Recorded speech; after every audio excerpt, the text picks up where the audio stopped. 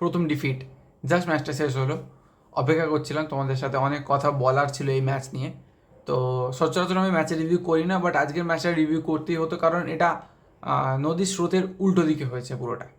তো Barcelona recently যে ফর্মে খেলছিল সেই ফর্মে এই ম্যাচটাতে খেলতে পারেনি। তার পিছনে একটা বড় কারণ হচ্ছে এই ম্যাচেতে আমরা আমাদের যারা স্টার্টার, যে প্লেয়ারগুলো কিছু এক্সিলেন্ট পারফর্ম করছিল, সেই প্লেয়ারগুলোকে নামাতে পারিনি। তার পিছনের কারণে আমি আসছি। দেখো, প্রথম কোয়েশ্চেন আসবে আমরা কেন নামাইনি।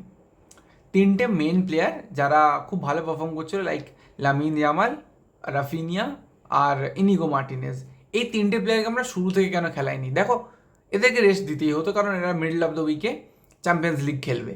কিন্তু তোমরা একটা জিনিস ভুল করছিলে, বার্সেলোনা অ্যাজ এ টিম কিন্তু খুব ভালো খেলেনি। 4-5টা প্লেয়ারের ইন্ডিভিজুয়াল ব্রিলিয়েন্সের জন্য আমাদের মনে হচ্ছিল টিমটা খুব ভালো খেলছে। তার মধ্যে সবথেকে বড় একটা পয়েন্ট যেটা আমি বলবো সেটা হচ্ছে ইনিগো মার্টিনেজ অবভিয়াসলি, আর মিডফিল্ডে ক্যাসাডো পেদ্রির যে কম্বিনেশনটা হচ্ছিল, ইভেন ড্যানি অলমো, এই কম্বিনেশনটা যেদিন থেকে হচ্ছে না সেদিন থেকে আমরা দেখতে পাচ্ছি একটা সমস্যা আবার ক্রিয়েট হচ্ছে।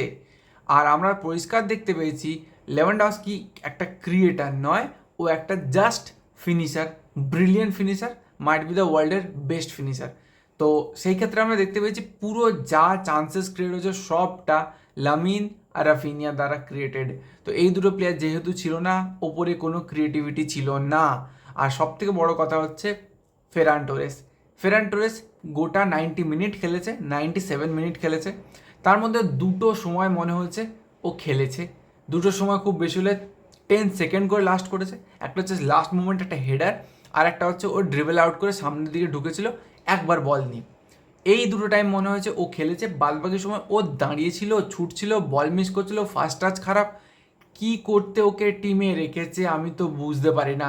এর থেকে লামাসিয়া থেকে কোনো ছোট বাচ্চা প্লেয়ারকে এনে খেলা অনেক বেটার খেলবে ওর থেকে। না আছে বল কন্ট্রোল, না আছে বুদ্ধি, না আছে ফিনিশিং, কিচ্ছু নেই। তো কেন খেলছে আমি জানি না। আচ্ছা, পাও ভিক্টরের যে গোলটা হয়েছে ওটা গোল নয়, ওটা আনফর্চুনেটলি ওরা গোল খেয়ে গেছে। পাও ভিক্টরের পারফরমেন্স কখনো ভালো হয়নি ওই জায়গাতে। আমি বুঝতে পারলাম না আনসু ফাতিকে স্টার্ট করালো না কেন। রেস্ট দিতেই হতো আরাফিনিয়াকে, দাও ঠিক আছে, আনসু ফাতিকে স্টার্টটা করে দিতে পারতে। ও তো ফিট আছে এখন, করাতে পারতে। ওকে শেষের দিকে নামানো ভেবেও নামানো হলো না।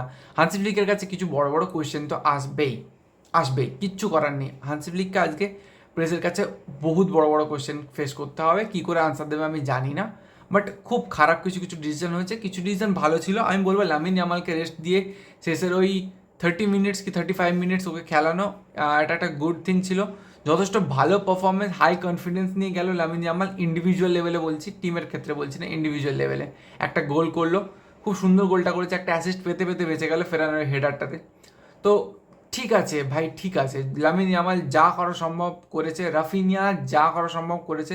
রাফিনিয়া যতক্ষণ মাঠে থেকেছে ততক্ষণ ওর ফুল পোটেন্সিয়াল দিয়ে খেলেছে। লামিন ইয়ামাল এইটুকু খেলে আই গেস ও 8.5+ রেটিং নিয়ে উঠবে, গ্যারেন্টেড একদম। মার্ক ক্যাসাডো ব্রিলিয়েন্ট প্লে, পাবলো তোরে ভালো খেলেছে, মিডফিল্ড খুব সুন্দর ছিল, খুব সুন্দর খেলা হয়েছে। শুধু প্রবলেমটা ছিল আমাদের ডিফেন্সে একটা ইনএক্সপিরিয়েন্স ক্রিয়েট হয়ে গেছিলো, যেখানে যেহেতু কুন্ডে উঠে আসছিল, নিচেটা পুরো ফাঁকা। পাও কুবার্সি ব্রিলিয়ান্ট প্লেয়ার, অসাধারণ, কিন্তু ওর দুপাশে যদি একদিকে ডোমিঙ্গেস আর একদিকে জেরার্ড মার্টিন, এই দুটো প্লেয়ার থাকে তাহলে কিন্তু হবে না। এরা দুজন বার্সা বি এর প্লেয়ার, এদের দুজনের কোনো এক্সপিরিয়েন্স নেই। এদের দুজনকে চালনা করবে কুবার্সি, এটা হবে না। কুবার্সির পাশে আরাউহো, কুবার্সির পাশে ইনিগো মার্টিনেজ, এরা থাকলে জিনিসটা ডিফারেন্ট হয়। তো ওই জায়গাটা একটু মিস্টেক হয়ে গেছে, দেখতে পাওয়া যাচ্ছে পরিষ্কার, ওখানটা সামলাতে পারেনি। আর ওপরে তিনটে সেন্টার ফরওয়ার্ড, তিনটে স্ট্রাইকারকে আমরা খেলিয়েছি, যারা উইং খেলতে জানে না তাদেরকে উইংয়ে খেলিয়েছি। পাওয়া ভিক্টর উইং খেলতে পারে না, ফেরান টোরেস উইং খেলতে পারে না, সবাই একটা সেন্টার ফরওয়ার্ড হওয়ার জন্য দৌড়াচ্ছে, তিনটে সেন্টার ফরওয়ার্ড একসাথে খেলিয়েছি। এরম করে খেলা হয় না। ইভেন যদি আমাদের লেফট উইংয়ে বলবো না, লেফট উইং ব্যাকে বালদে থাকতো, ক্রসেস আসতো, তিনজন থাকতো হেড দেওয়ার জন্য, ওখান থেকে একটা জিনিস ক্রিয়েট হতে পারতো। কিন্তু আমরা একে খেলাচ্ছি, জেরার্ড মার্টিনকে খেলাচ্ছি, হবে না, হয় না, একটা লজিক আছে, হয় না। তো আর অসাসুনা ব্রিলিয়ান্ট প্লে, ব্রিলিয়ান্ট ব্রিলিয়ান্ট, ওরা পুরো পারফেক্ট হোমওয়ার্ক করেছিল, পারফেক্ট, যেটুকু দরকার সেটুকু সুন্দর পড়াশোনা করে এসেছে, পুরো অবস্থা খারাপ করে দিয়েছে। তো দ্যাটস ইট, এই ভিডিওতে এইটুকুই বলার ছিল। তোমাদের মতামতটা কমেন্টে জানিও। আমার মতামতের সাথে কোনো অমিল হলে সেটাও বলো। দেখো, আমার স্ট্রেট আউট যেটা এক্ষুনি খেলা দেখে লাগলো আমি তোমার সাথে রিভিউ শেয়ার করলাম। মিডল অফ দ্য উইকে চ্যাম্পিয়ন্স লিগ আছে, লেটস সি হোয়াট হ্যাপেন্স। তো দ্যাটস ইট, এইটুকুই ছিল আজকের ভিডিওতে। বাই।